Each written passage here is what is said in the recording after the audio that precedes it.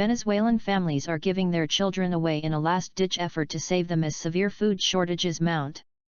As the region's economic recession deepens, families lack basic foods and goods necessary for survival. Parents are turning to friends and neighbors to take care of their children, or in some cases, abandoning them altogether. It's better she has another family than go into prostitution, drugs, or die of hunger, Zula Pulgar, a mother who asked a neighbor to care for her 6-year-old daughter, told Reuters. Pulgar said buying one meal of chicken to feed her family would decimate half of her household's monthly income.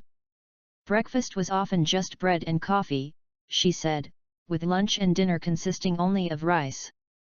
The primary motivation now is lack of food, Maria Salas, director of the service center Cararubina, told Reuters.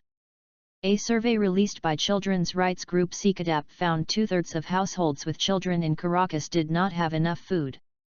Whether due to a lack of money or a lack of available goods, more and more parents in Venezuela are unable to feed themselves and their children. In August, Reuters reported an increase in the number of sterilization surgeries as women sought to avoid having more children. Under Venezuelan law, it is difficult to obtain contraceptives and abortion is banned except in cases of threat to a woman's life. Reports of riots for food, shortages of medicine and a lack of supplements for pregnant women are growing. Teachers have witnessed children fainting in class from malnutrition, the Miami Herald reported. Although Venezuela has some of the largest oil reserves in the world, a drop in oil prices and inadequate economic policies have left the country in a deep recession with the highest rates of inflation in the world.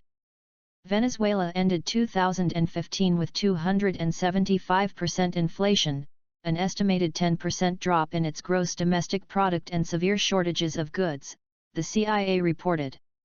The only question now is whether Venezuela's government or economy will completely collapse first. The key word there is completely. Both are well into their death throes. Indeed, Venezuela's ruling party just lost congressional elections that gave the opposition a veto-proof majority, and it's hard to see that getting any better for them anytime soon or ever. Incumbents, after all, don't tend to do too well when, according to the International Monetary Fund, their economy shrinks 10% one year, an additional 6% the next, and inflation explodes to 720%. It's no wonder, then, that markets expect Venezuela to default on its debt in the very near future.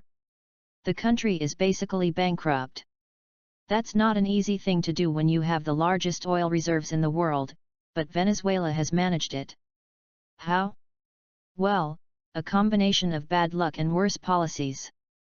The first step was when Hugo Chávez's socialist government started spending more money on the poor, with everything from 2-cent gasoline to free housing.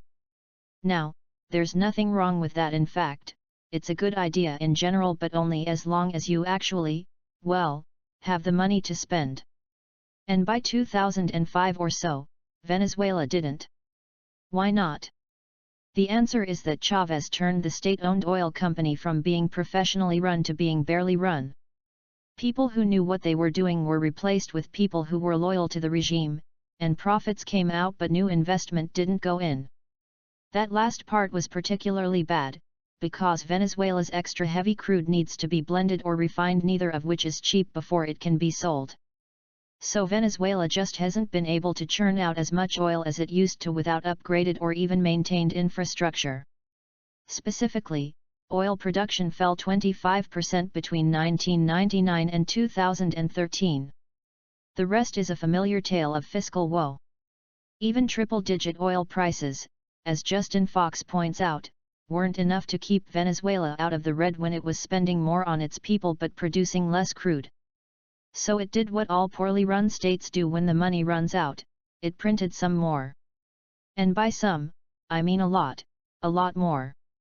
That, in turn, became more lots than you can count once oil started collapsing in mid-2014. The result of all this money printing, as you can see below, is that Venezuela's currency has, by black market rates, lost 93% of its value in the past 2 years. Now you might have noticed that I talked about Venezuela's black market exchange rate. There's a good reason for that. Venezuela's government has tried to deny economic reality with price and currency controls. The idea was that it could stop inflation without having to stop printing money by telling businesses what they were allowed to charge, and then giving them dollars on cheap enough terms that they could actually afford to sell at those prices. The problem with that idea is that it's not profitable for unsubsidized companies to stock their shelves, and not profitable enough for subsidized ones to do so either when they can just sell their dollars in the black market instead of using them to import things. That's left Venezuela's supermarkets without enough food, its breweries without enough hops to make beer, and its factories without enough pulp to produce toilet paper. The only thing Venezuela is well supplied with are lines. Although the government has even started rationing those, kicking people out of line based on the last digit of their national ID card.